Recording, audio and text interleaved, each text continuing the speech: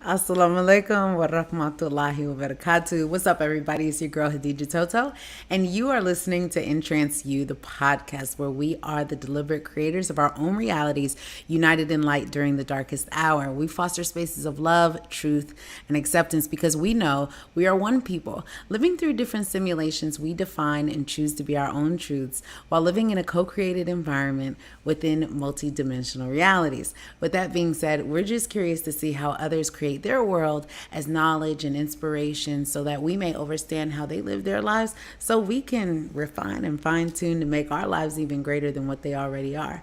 Now, everything I'm going to say, you already know, and you don't have to agree or disagree. It's just simply us sharing experience while we're also actively listening to whoever is coming on. And speaking of that, who's coming on today is an amazing being called Mr. Travis Gray. He's a transpersonal psychologist and he's a facilitator of transformative experiences and has spent the last 8 years in the cultivation and study of whole human transformation. Yes, we're going to be talking all about transformation and bridging and all that. And in his clinical practice, he has a master's degree in counseling, psychology, and facilitated psychoeducation groups for adolescent perpetrators of domestic violence and co-parenting groups. Yes, heavy. He can handle it all, I'm telling you. And he works with individuals, couples, and families. And he's currently in a PhD program researching the actualizing tendency of consciousness with a population of deaf students. So you best believe we're going to be hearing a lot today. No pun intended. Without further ado, here is Mr. Travis Gray. Welcome to the show. This podcast is so awesome. Like the whole intro, everything you just said. This is so dope. In Trance You, Khadijah Tutu. Thank you for having me. This is really incredible stuff. I'm already super stoked, charged up. This is awesome. Oh, I love it. I love it. Yes. I'm so excited to have you on. I think that might have been the best reaction to the intro ever. So It's so awesome. I was watching it all play. Just there was just so much going on that I was like, Khadijah is really doing this. She's really out here. That's awesome. That's awesome. yes, we are out here. Yes. Okay. So tell us about you, Mr. Travis. Like, I want to start from the beginning because I asked you, what was your first language that you spoke? And what was your answer to me? Yeah, my first language is American Sign Language. So my mother is deaf, my grandmother and grandfather are deaf as well. So my mom is second generation deaf. There's something called a coda. This is like an identity thing. It's a child of a deaf adult. Not something that I've played with too much in life, but at some point that did. I just learned about that identity marker coda. So yeah, my first language, American Sign Language.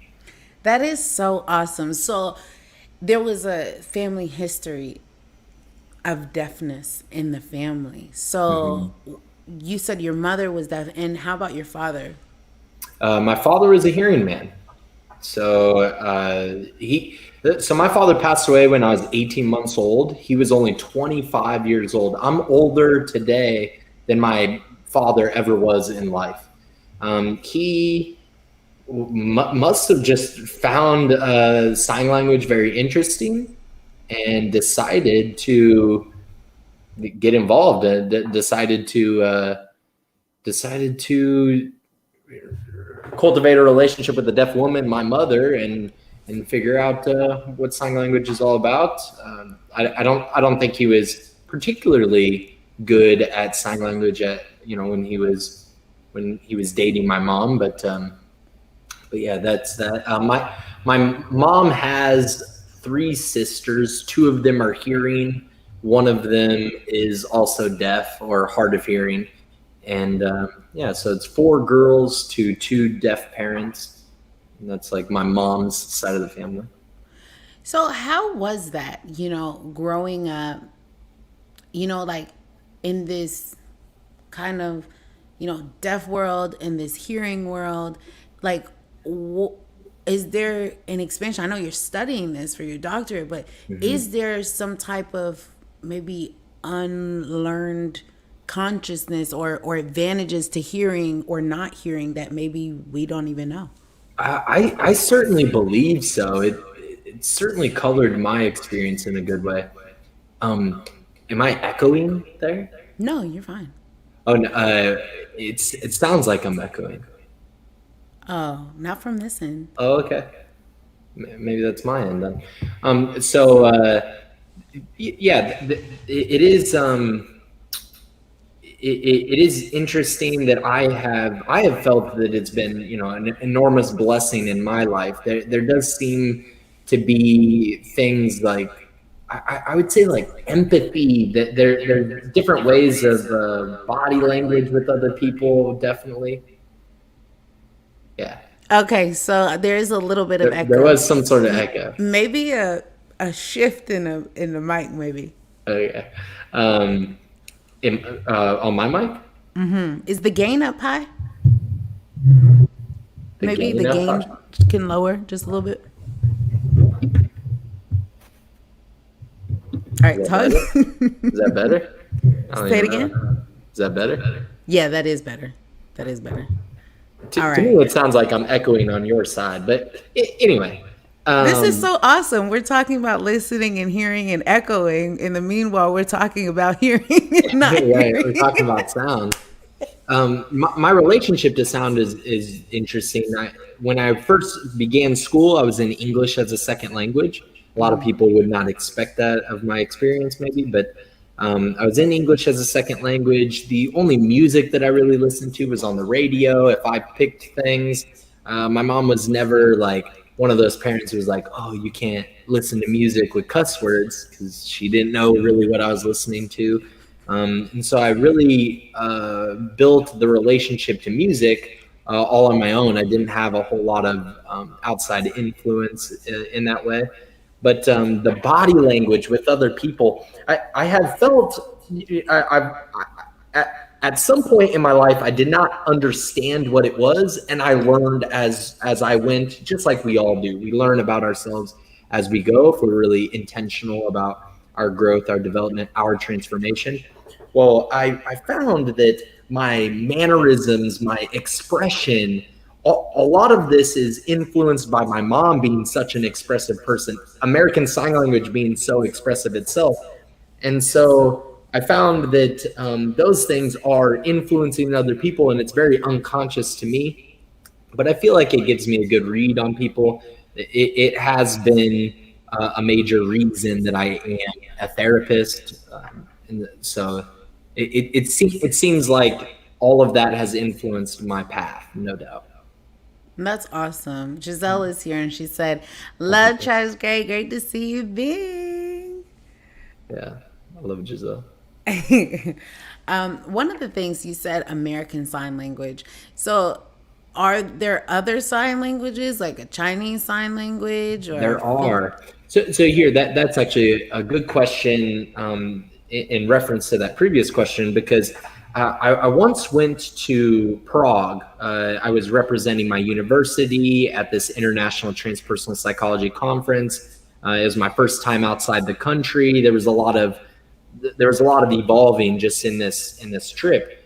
Well, when I went to Prague, my first time coming off of the out of the airport, right in Prague, there was two deaf people speaking to each other. And usually I don't see a deaf person and I'm like, oh, I know sign language, because that'd be like, why don't we do that with anybody that speaks English? Right. Why are we not just running up, hey, I speak English too? Right. It's kind of, it's just strange. Even my content recently on social media, I've done more sign language things. I'll interpret a song or something like that. But to me, it's like posting me singing or something. It's not as different. But because I was in a different country and I saw two deaf people, I decided, oh, maybe I should go try to speak with them. And they were speaking French Sign Language, which American Sign Language is derived from French Sign Language. I think the French began it Gallaudet University is kind of the biggest institution, maybe in the world, deaf institution, but it's definitely the biggest one in America. That's a graduate programs as well for deaf students. Well, that all kind of stems from France initially. And when I spoke with these people, I knew that the signs were different, but we could still communicate. We could still have a conversation. I was still connecting with what was being said, and I've had that experience with people that speak. This is often in my life. The experience has happened with Spanish speaking people, but somebody that speaks another language, I don't. That doesn't scare me in terms of making me feel like I have an inability to communicate. I feel like we can figure this out. I don't need to know the words. Language is very limiting in itself in a lot of ways anyway. So I like that it has given me this functionality in many ways of communicating, but there are there's quite a few different sign languages around the world, and even in the country, just like dialects and stuff like that. There will be that. Even as small as households could have like a little intricacies in their sign language, the way that they speak with each other. I'm a coda, so I'm dominantly in my life now speaking English, but when I speak with my mom, she understands me in a way that maybe other deaf people don't understand me as clearly. I have to clean up my sign language. I can't be so slangy. The same way as like when you and I are just just shooting we're just chatting, we're just throwing slang around, we ouch you, stuff like that. Like other people might not understand that in the same way sign language can be that way too. Okay, that's awesome. So it's almost like there's an ESL to sign language, almost English as a second language and sign language.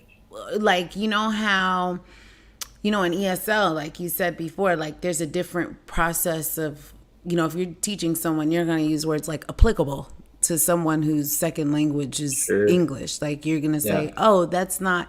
You don't do this here. You can't even say apply. You know what I mean? Because they don't know what that means either, and it's like a whole process that you have to simplify the language in order for people to understand it. Yeah, in my research right now, the PhD research for my dissertation, recently I came across this study where it spoke to this idea, but I'll say it in other ways too. But it spoke to this idea of mental terms, and there's certain words that, like a scientist speaking to a layman, you have to put things in layman terms.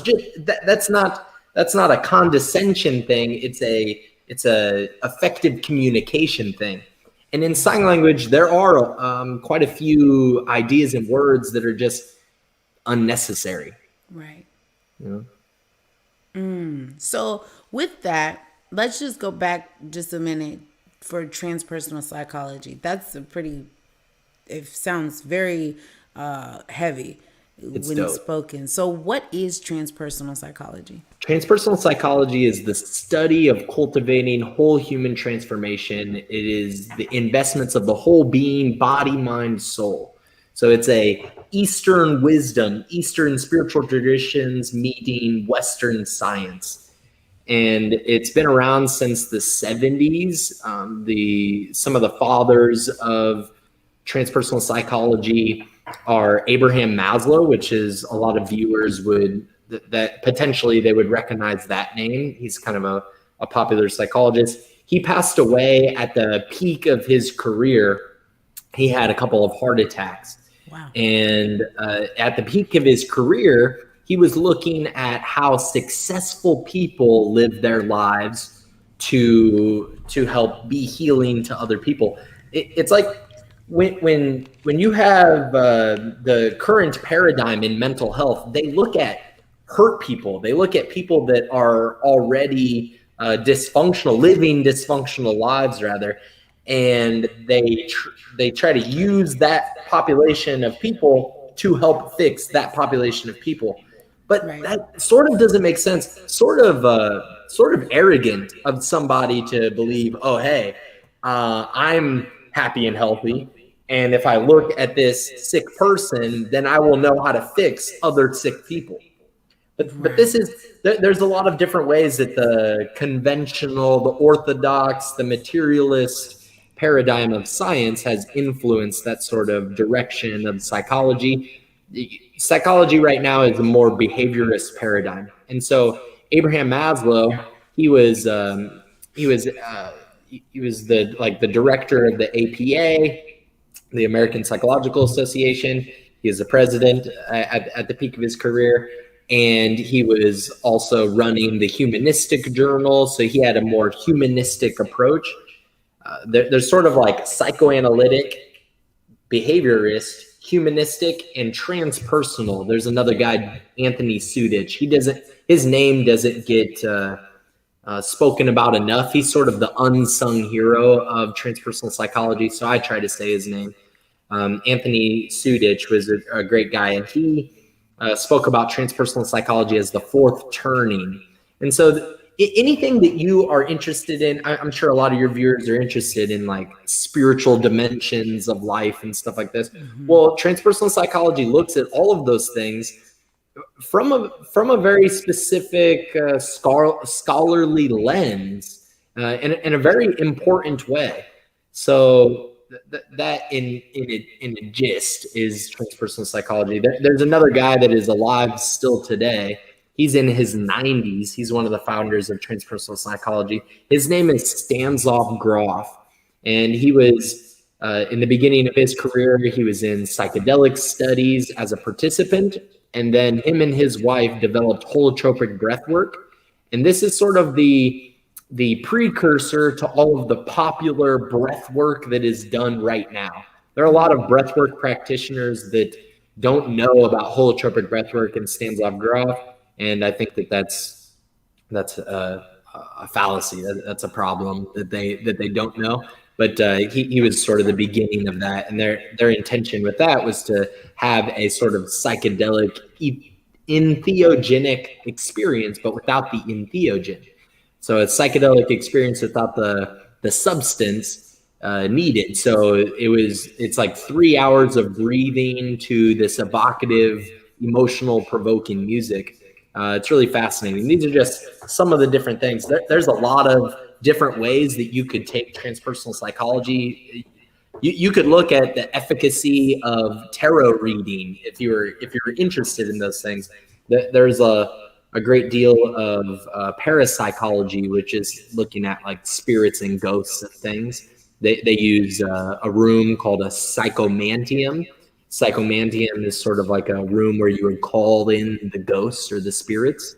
And all of this can be different branches of transpersonal psychology. But as a field, this is the umbrella for all of that.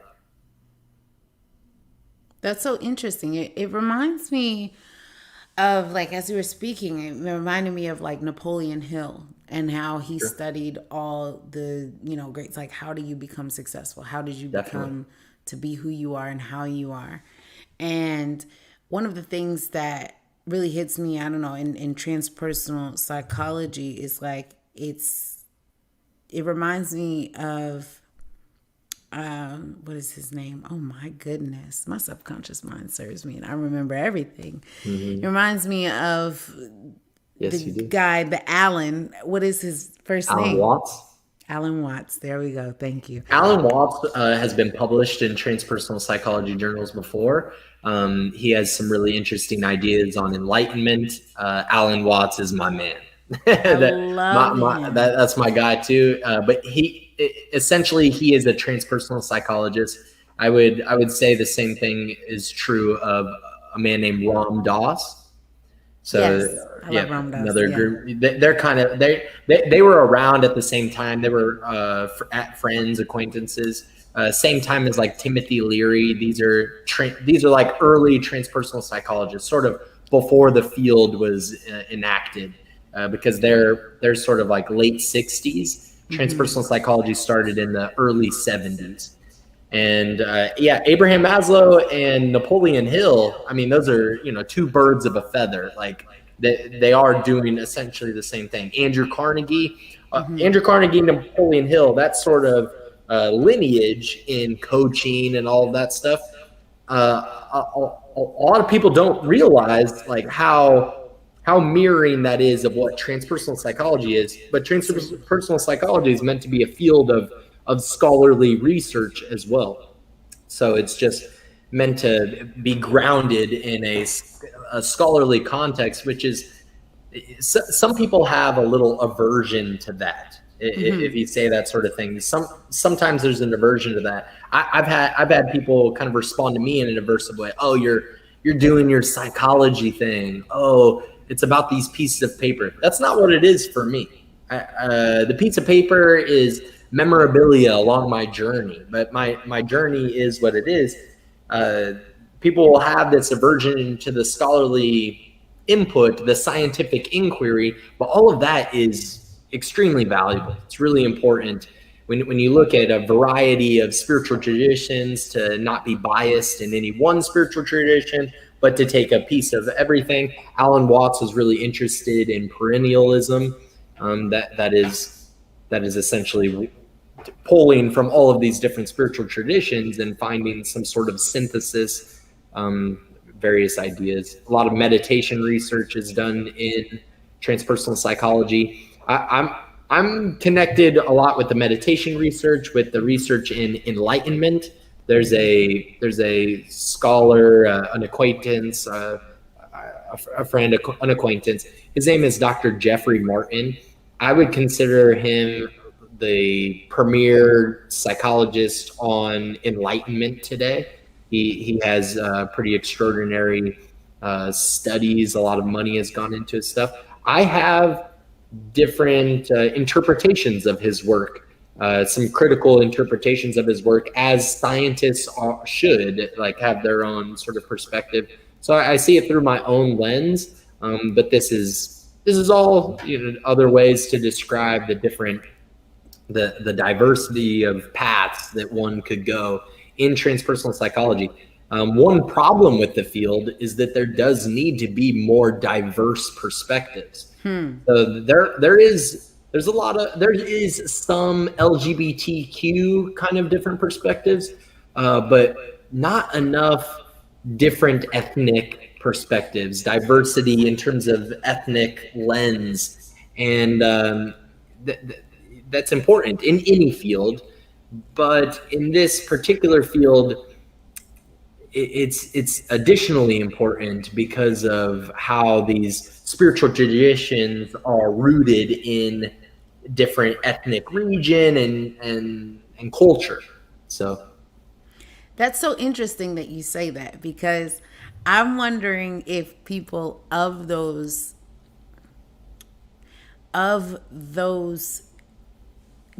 parts would be interested in this. Because, for example, like, you have your, like, let's say voodoo type priest, right? Or you do have your Buddhist, monk, or you have your, these people that, right? Alan Watts studied, Buddhism, and studied these things, and then brought it back to America and was kind of teaching it and all these things. Because that's how I got introduced to him, because I lived in China. And so I'm like, yo, I don't think anybody understands the spiritual, I wouldn't even say warfare, but there's a spiritual fight, from being, a Western and having the psychology, and then going to the East. It's a huge shift just in spirit, know.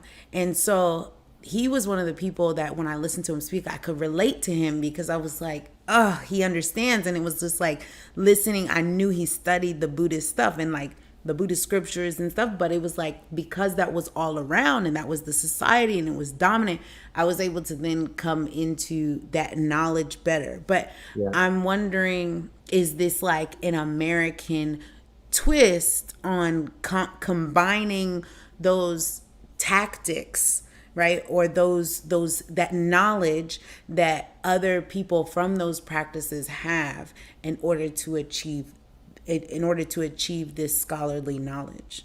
Yeah, if you think of Alan Watts, he's an open Western mind.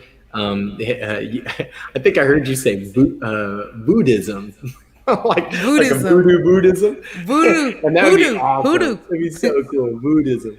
But yeah, he's like an open Western mind that visited the East, stayed in. Was he in China? I think he was in Japan. I He think might he have been. spent a lot of time in Japan, and so he got some Buddhist traditional practice from there. Around that time that Alan Watts was in Japan, Ram Dass was in India, and both of them had these different experiences with Timothy Leary. Timothy Leary sort of stayed in the West. Timothy Leary and these are all they're really successful scholars. They're like guest instructors at Harvard and Stanford and things. I think Alan Watts, I think he might have been more of a Stanford guy. Timothy Leary and Ram Dass, who before was Richard Alport, they were Harvard professors, but they got into psychedelic research and Harvard. Lots of different longer story, but Harvard didn't like it in the end. And so Timothy Leary like went on his own bend, and he was sort of inspiring people to tune in, drop out. That was like his famous line: "Tune in, drop out." And then so you have a lot of inquiry, a lot of interesting ideas that have been pulled from Buddhism, from India, so Hinduist cultures, things like this, different. Kind of some names of different, maybe tantric, but not in a sexual way. Some things kind of pulled from those regions. Definitely heavily influenced in transpersonal psychology. You have a lot of. I'm assuming like ancient Egyptian stuff because a lot of this roots. It would be great to have more, yeah, for sure. But usually the ancient Egyptian stuff is Hermeticism. And so the Hermetic tradition, I'm really fascinated by that. I really love that. I'm personally am heavily influenced by that.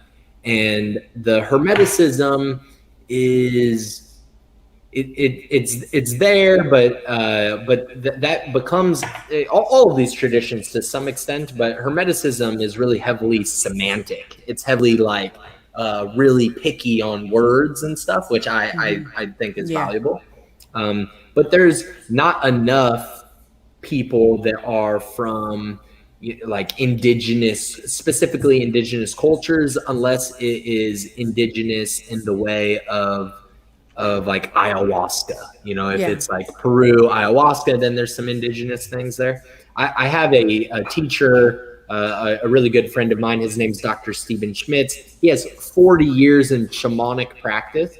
So he's a great scholar for that stuff, but that's only one man. It just you just need more diverse perspective. But this is also why I feel really good in this field. This is why I feel very masterful. I've really chosen my niche. I've really found my path because I'm Travis Gray. I'm bridging these gray things. I'm bridging these Eastern Western things, these masculine female things, these black white things, these deaf hearing things. I'm these things that are understood without word, without hearing. They're understood through experience, through participation. I feel like my life is just very in tuned with that sort of path. I love that. You told me a quote when we did our screening. You said something about wisdom and through the ear of something. What was that? That's a Hermetic thing, and the principle is the words of wisdom are heard by the ears of understanding. And that is such a interesting, the title of our conversation today, those with the ears to hear, really an awesome way to say that. It's like those with the ears to hear. If you are not prepared to understand it, if you're not ready, if it's not time to be understood, the same thing when you're raising children, not to condescend anybody, but when it's Right. just not for your ears, it will not be received. It doesn't. And the same thing goes for coaches that are out here listening as well. You're trying to coach somebody on this particular thing. I was in a group earlier, and I told them, don't hold that space with expectation that this one thing that you have is going to be the thing that changes their lives. It's probably something that you didn't realize you did that changes their lives. Yeah. This way that you're holding space. So if they are not prepared, if they're not, or you try to fight with your family, or you try to have these conversations with passerbys and people that are maybe not a part of your tribe, and you're trying to get them to understand stuff. Don't waste your breath. don't waste your time. You're doing a disservice maybe to that person and yourself by trying to just drown them with stuff that they're just not prepared for. I love that. That's definitely gonna be a clip in my mind. I was like, oh, what time is it? What I time need is to it? What make sure time is I'm it? like that. What time is it? I know that just transitioning just a bit is I know you like in your bio you talk about how you work with domestic violence, groups and people. What is the thing about working with that kind of trauma, and how do you use your transpersonal psychologist, skills and knowledge and capabilities as a counselor? Like, what are the things that they're facing that keeps them kind of going through that cycle? So my degree in transpersonal psychology, what I'm working on right now is a PhD. My bachelor's degree is in transpersonal psychology. My PhD is now in transpersonal psychology specifically. So that's a PhD is a research degree. It's a doctorate of philosophy in psychology, but a majority influence of transpersonal psychology. My master's degree is a clinical degree. So that is a clinical degree. It's a master's degree of counseling psychology. So in that way, just in those I did groups on teen domestic and family violence intervention. I did that with ages 13 to 19. So these teenagers, various degrees of being incarcerated for different degrees of domestic violence. So it could be like beat up your girlfriend or your mother, or just like most of those groups were men dominated, but I did other trauma groups with women as well. I was doing groups with women that were potential victims of sexual trafficking, and we were doing these abuse groups. And there's a lot of dark stories. A therapist, even like I would say that a good coach and a therapist, that this is mirroring stuff.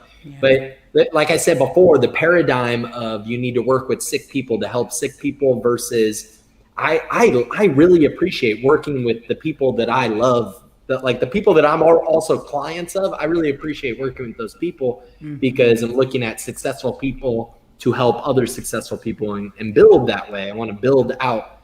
And so the Teen Domestic Family Violence Intervention Program are taking these teen perpetrators of domestic violence and putting them through a 6-month program, or if it's a parenting group, these are all court mandated groups. So they're on probation. They don't want to be there. They're not really interested. They don't really have the ears of understanding on the first day that they come in, on the first moment. And I personally, I've never been a perpetrator of violence. I've never had any kind of criminal history of violence, but I do have an extensive criminal history for substance use and different other things that have gotten me in trouble between around those same ages, between 17 to 21. I was arrested an average of 2 times a year. And I know what it is to be on probation and to be in programs and stuff like this. So I was really able to connect with the kids like that, the teenagers like that. And I know that on that first day, you don't have the ears of understanding, but over a 6-month period, if they can trust me, if we can open up, then maybe some of those seeds get planted in good ways so that they don't continue to perpetrate violence. But what helps is in a space of anything, of coaching, of therapy. Like I said, like my idea of these terms are very synonymous. They're very interchangeable. I don't, there's just like a political thing between the Yeah. two, It's like a or in a different lot of ways. training. It's a different training. There's different like skills and tools, and I think that is extremely valuable. But I feel a lot of it is like political. It's about health insurance and things. But so the things that you really need is to hold a space of unconditional positive regard. And unconditional positive regard is really challenging when you don't necessarily like the adolescent or the parent and the ways that they're parenting their kids and the ways that they're dealing in divorce or the ways that they're dealing with their experience of being on probation or things like this. But unconditional positive regard is ultimately what is going to heal that person, is ultimately how that person finds healing. It's ultimately how you both in that space explore healing, is because you are holding a space of unconditional positive regard. Unconditional positive regard. And I love that because it's holding that space of understanding, and like he said before, just having those ears to understand and having the ability to be able to do whatever needs to be done in order to go to that next level, because we know that when we understand certain things, we can achieve and go into the next level. And it takes having that person next to you, whether it's a psychologist or a coach or a counselor or whatever. The point is, you can't get to certain places by yourself. And Yeah, to for have sure. that person help you and assist you in accordance to whatever knowledge that you do have, I think it's quite awesome. And as you talk about this kind of thing, I'm like, yo, I think low key, like I'm like a transpersonal psychologist, like in a certain way, because Low key, you probably are, but it's just like it's just about a different scholarly inquiry, yeah, skills in different ways, and things like this. I think a lot of coaches that we're seeing today, a lot of this popularity even around, not to devalidate or right. value it at all, but a lot of the popular trends in this coaching, they are transpersonal psychologists, and the fact that they don't know that is sort of a shame. There's sort of like a really important missing element there, and definitely contact me.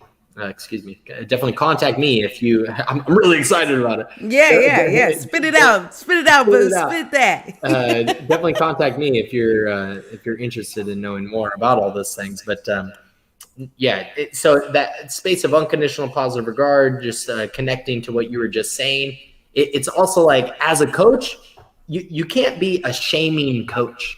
It Right. needs to be a space of unconditional positive regard. I sort of like to be funny, or I do like to be like mischievous. I'm a bit of like a Loki sort of archetypally. Like I like to be mischievous. I like to be pretty like poke at things, and Yeah. the poking at things is important. But I am not there with the intention of shaming or hurting anybody. And some coaches might think you might think of like bad coaches that you had in high school, in grade school, or something like this. And what were the bad coaches doing? The bad coaches are yelling at you, oh, you need to run faster, you're not, pick it up, you're not doing good enough, you're not, last week you didn't do the thing, you didn't do the homework that I told you to do. Do you even want to be here? Do you even, I don't work with somebody that doesn't want for themselves, like some of these things, like, you need to chill, dog. You need to like just hold that space of unconditional positive regard. That's what this human being needs right now. They need you to hold a light space, not a dark space. And that's so interesting because I think low key I'm like that, you know? And You're like, I'm what? only like You're like, that what? because I don't like wasting energy. In terms of like, if you're not serious, we're not working together. Period. Like we're not working together.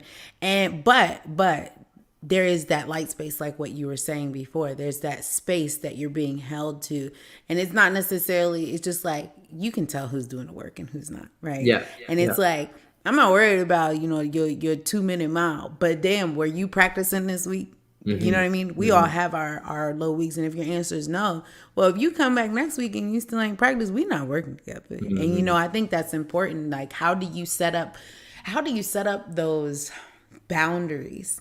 You know what I mean? Of who you would want to work with or who you can work with. Because I know for me personally, there's been times where I've passed other people on, and I'm like, nope, not for me. Yeah. But I have very strong set boundaries because I know myself. So how do you set your boundaries, especially in the spiritual realm? When you're speaking about those things, it is a both and. It is a balancing thing.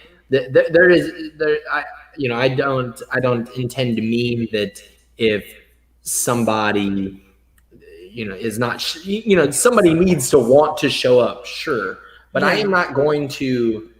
I'm not out here trying to hurt people's feelings because they didn't want to be my client as a coach or something. They didn't want me as their coach. That's fine. Like, and in that same vein, if I'm not the guy for you, and I see that I'm not the guy for you, or if you're not the woman for them, and you see that you're not the woman for them. Right. It is your duty. If you're really here for the right reasons, if you're really here to help people, it is your duty to refer them to another person. In therapy, they, as therapists, in the clinical space, they do the same thing. If this client, if you're not, getting the progress that we're looking for, if you don't feel like this space is holding them in the way that they need to be held, and you can't adjust and do what you need to do to hold that space for them in the way that they need to be held, then refer them to somebody else. You ask again. Maybe, what was the question again about holding spiritual space? Yeah, holding spiritual boundaries. Yeah, holding spiritual boundaries. So I mean, are there boundaries? I tell people right away how I feel if we're getting into a spiritual conversation. I'm really about spirituality being practical. Right. I want to be pragmatic. I want to actually do things. I want to actually have conversations that are applicable, that really apply to real life things. Like I want to be successful in real life, not in the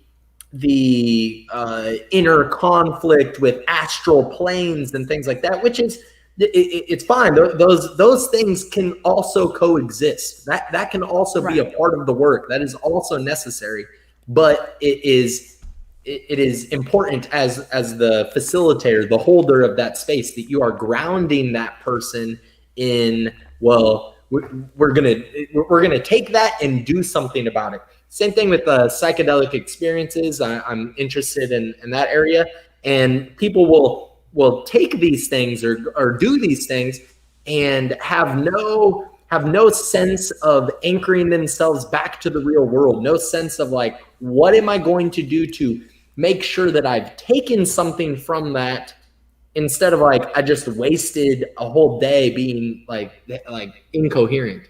So you want to be safe with all of those things, but I'm very open and honest in general. I'm very open and honest about my story. I feel like I've earned my privilege in being able to do that, in being able to be open and honest with my story in all the ways that I feel make sense. Well, I'm also going to be open and honest about how I feel about spirituality. Like I'm never going to tell you that I am a Christian. I'm not going to lie to you. But I do value different aspects of that spiritual tradition too. I take through even a scholarly lens, I legitimately take from a variety of spiritual traditions, because I'm not discriminating against one another. So, Yeah. and maybe that is that has, in the past, I've had at least one client that comes to mind that poking at that was really good for them, but it needed to be poked at first. It's like, why are you adopting just this one? Why is it such a tie? There might be legitimate reason for why it's such a tie, why you identify in that way. That's fine. But let's get beyond the identity when we're going in those spiritual ways. But I'm holding a safe space. So if it feels like a conversation that is not safe, then we won't go there. We won't go anywhere that is going to hurt you. I'm not here to hurt. So in those ways, like that's how you hold this spiritual boundary. That's it. You just open and honest, and we don't go anywhere that's actually going to hurt somebody. Yeah, I love that. And how do you know, have that, because you've worked with different kinds of people, whether it's them kind of in and out of the system, or drugs and so on. How do you balance out that, having that respect too, because people lash out, or people, I don't like to call them lash out or episodes, because I think it takes away from them experiencing something in conflict with themselves and projecting it outward. So how do you, determine or have that discernment between taking it personal, of like a respect thing, versus this is what's going on with them, it has nothing to do with me, but also like still like their triggers can almost innately trigger you as well. So how do you balance that out, in your work of what you do? In psychotherapy, it's called transference. So this idea that it's something that they've said to me, I've been triggered, and now I'm reflecting a piece of my, or I get into this place of like, oh, I'm speaking to them about my story. This space, it's not my space, it's their space. And it being their space, it's important that I am not getting in the way of their work. So Yes. if they are emotionally charged about something that I'm doing, or that maybe even it's not me, but it's something happening in their life. But if it's me, they're emotionally charged about something that I'm doing or did. Well, hopefully, I'm a human being also. So, Right. I mean, I'm not going to just sit here and let you disrespect me. Gang, gang. I'm a spiritual gangster. Like I will smack you. Like, don't come trying to fuck with me. Don't try coming at me in any kind of crazy way. But I'm wanting to hold a grounding. I'm wanting I'm wanting to, I'm holding this space. So what is my energy doing? If my energy is unaffected, that will pass. Yeah. That will pass. We will move on. And it not being affected, or just holding it in a healthy way, the energy in a healthy way.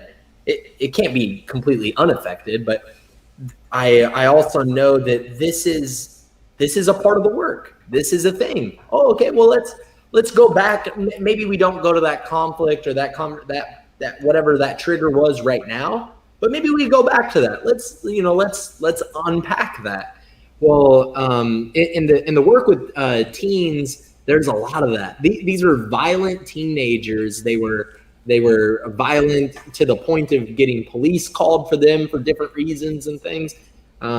So they didn't want to be there. They didn't want to be told what to do. They didn't want to be taught, psychoeducated, another class. Right. Even if it is, I really felt that I was teaching them the most important information of their scholarly career. That I didn't learn any of this until I was a master's degree in counseling psychology. You know how much money it cost me to learn about the most important things That. in life? Like, our education system's not really doing it, but luckily their circumstances put them into this position where they get to be with, I mean, I'm a pretty cool guy. Like they got to be with me, and at least I'm somebody that knows a little bit about their experience. I know I can empathize from a personal place. So when they were aggressive with me, it's like I've been there too. So it's okay. We've been emotionally charged before, and a lot of our work was working on conflict resolution skills. And so we took that as an opportunity, kind of just like I said before. Sometimes it is an opportunity to learn other things about ourselves or about the relationship, because that's what you want in any healing space. You want to make sure that unconditional positive regard ultimately also it's based in this good relationship, this good rapport between two people. This is a human interaction. The human condition is still going on. There's still things happening in my life. There's still struggles or there's still, there's all kinds of mix mashing, and it's important for me not to let the transference make it about me, but our working on this relationship can be metaphorical or reflecting in this person working on their relationship with others, all these things. I love that. I love that. And like having it that's a really important thing to know. And it kind of it connects transference. It's such a, oftentimes I find that scholars have the vocabulary to describe the experience. You know what I mean? Whereas it's like, it's this. I have the definition, but I don't have the word. And so it's kind of like scrambling and putting those words together with that experience. Because I remember just personally, I have an issue with women crying. And there's just a certain type of woman that I have an issue with them crying. And so as this person is crying in my face, I notice myself getting angry and pissed off. And I'm like, because they're playing the victim and you don't like to see them playing the victim. I get that. Yeah. And for me, it's like, this is like a form of manipulation in my face.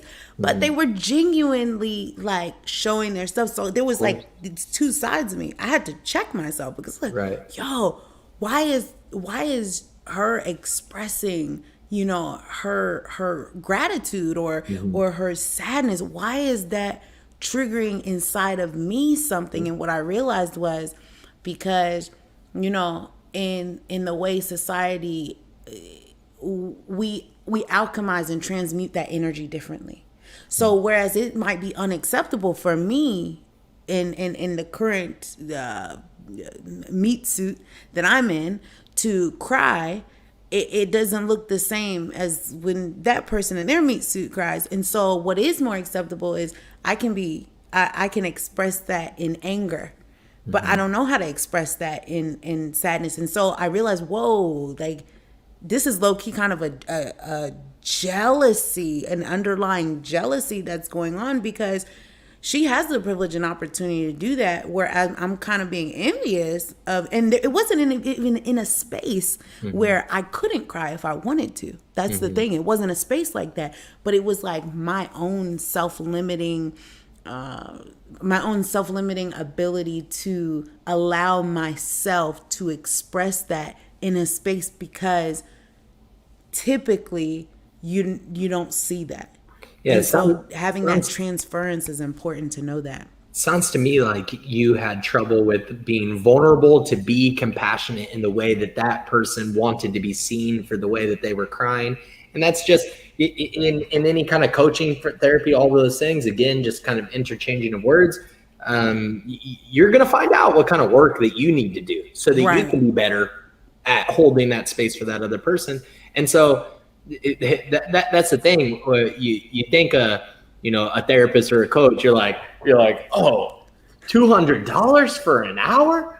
You don't know the kind of work that I put into. Right. You don't know the kind of hours that I put into this. You don't know the kind of debt that for me personally, you don't know the kind of debt that I have, the school debt. You don't know the kind of journey that I've been on so that I could be the person that is holding this space for you to be, unconditionally, the unconditional positive regard space, but for you to be vulnerable and cry your heart out. If you're feeling like a victim today, okay, well, let's entertain that for today. Are we going to entertain that tomorrow? Probably not. We're probably not going to continue to entertain that. But I understand it's tough. I understand that it's not easy. If you don't believe that I understand that, okay, well, I don't know. I don't know what to tell you then. And it's even the understanding of self, because as that was happening, it was just like, oh my gosh, like I was talking to myself and I was like, Khadijah, stop it. Like I had to literally mute myself and just like, I realized I was triggered and I was like, yo, why am I triggered? And I really had to dig deep within myself and counsel my inner child, really, of like, okay, where is this coming from? What does this look like? And obviously history was tied to it. And so I had to put myself in a certain mental space to allow myself to, one, have that experience, but also have the understanding of like, like, you can't tell other people how to express themselves. It's a safe space. Yeah. So even if I come in there angry, and I might be triggering other people and not know it, and I would be damned if somebody stopped me in the middle of my anger and tell me that I'm angry, or, like, who are you to tell me how to express this feeling? Yeah. But also, like, knowing, too, it's okay to not be there. Like, but that goes back to the payment thing. You paying me to sit there and be triggered and remain calm while you. Yeah, there is that. So could you imagine? Like, you're a human being. We're all just human beings. Do not forget that. My table just shook a bunch. Dude. Don't forget that. Don't forget that we're human beings. Don't forget that. Your coach, your therapist, your whatever is not immune to triggers. Is not immune to any of this. I don't care if you've been in it for 40 years, for 80 years. You're not immune to these things. Could you imagine 10 hours with anybody and not getting triggered by something? Yeah. Just 10 hours. That's not a lot. I mean, like 10 sessions, 10 consecutive sessions. Hopefully some great work has been done. Yeah. And it's probably because of the triggers that some of that great work got done. That we saw some of that. Like it's sort of like we have to host sometimes it's emotionally charged, so it's a boiling pot. And things are going to pop up. And when those things pop up, that is showing us what we need to work on. That's showing us how we move forward in our work together. Yes, I love that. Okay, one final question. Yeah. Well, actually, I have two. And the question I have for you, I know you have your IG, Moving Humanity Forward. I wanted to ask you, what does moving humanity forward mean to you, and what does that look like? Moving humanity forward is, so you had earlier spoke about like when you went east, when you went to Japan, right? So it's just night and day difference in terms of it's sort of collectively based in the East, community based in the East. In the West, it's sort of individual. Yes. Well, I believe that it is the transformation of individuals that transforms the collective. We are parts of a whole, and if I am whole, then the whole becomes more whole. Come on. And so that's moving humanity forward. I am here bridging the gap between people's fragmented, fractured self into their transformed being self. And that can look a variety of ways for a variety of different people. I have a variety of tools and skills to do this work. And I've earned the place to be here and all this stuff. Well, in order to move humanity forward, it's really important that all of us, each of us, are intentionally working, learning, knowing about ourselves. Amen. So that we can be a better influence on the world around us, our communities around us. That's a good way of saying what moving humanity forward means to me. Yes, I love it. And my last question, I haven't asked this question in a long time. I think like in weeks, months, maybe even. But it came to me, so I'm going to ask you. What does you, because in Trance you know, we're all about being the creators of our own realities and all Mm-hmm. on this show. So what does you being the creator of your own reality mean to you? What does being the creator of my own reality mean to me? It means co-authorship. It means that I am on a journey. I have a narrative. It means that other people are on their own journeys and their own narratives. And we are co-authoring this beautiful planet together. It's beautiful. I mean, and human beings are beautiful. My favorite living organisms in the world are human beings. We're Yes. awesome. And we're not always awesome. Yeah, And, that and, part. and that's sort of like what makes it so cool. Like sometimes we're gross, disgusting, destructive, mean, shaming, all of these things. Well, it's also what, you know, why everything that is the more beautiful side of human beings is beautiful. And so co-authorship is really important, that no matter what my story is, no matter what my narrative is, no matter where I've come from, no matter what is happening right now on that day, in that moment, all of those things, I have an agency there. There is an Yes. My doctoral work is about an actualizing tendency of consciousness.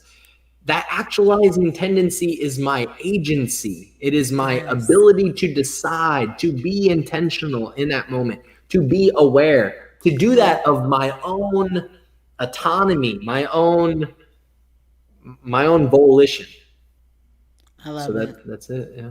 I absolutely love it. And Mr. Travis Gray, I just want to thank you so much for joining us on In Trance You. Welcome to the community. Welcome to the fam.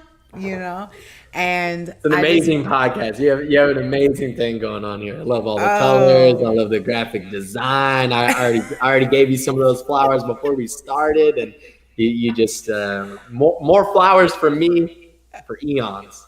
I love it. Thank you so much. I receive. I receive. Mhm. I appreciate you so much. Is there anything else you would like to close out with or make plugins, you know, connect to how people can connect with you and any final words? Yeah, I'm open. Like I have a practice. I work with clients regularly, and I do a variety of things. I'm currently working on my dissertation, so look out for, future research and things. But I'd just like you to follow my social media. Pretty much everything is at Mr. Trav G. You can find me everywhere. I'm at Mr. Trav G, Facebook, things like this, at Moving Humanity Forward, a more organizational page.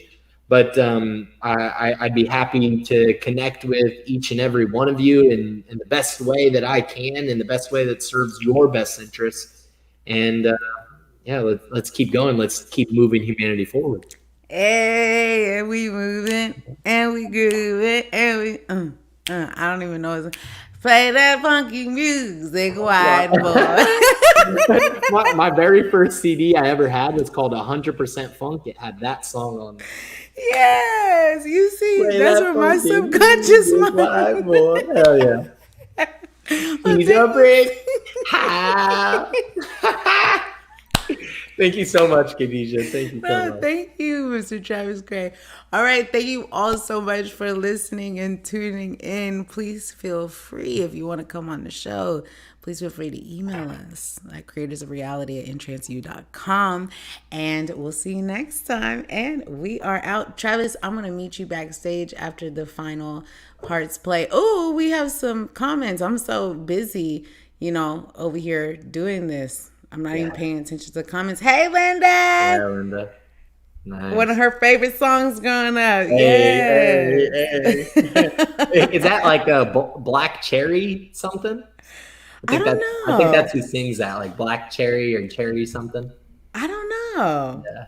I don't know. My subconscious mind, that's where we, You that's picked where you we picked it went. out. That's right from my soul right there. Hey, you got something. So apparently my subconscious mind's like, play that funky music then. Hey. All right, I'm going to play the outro and then I'll see you backstage.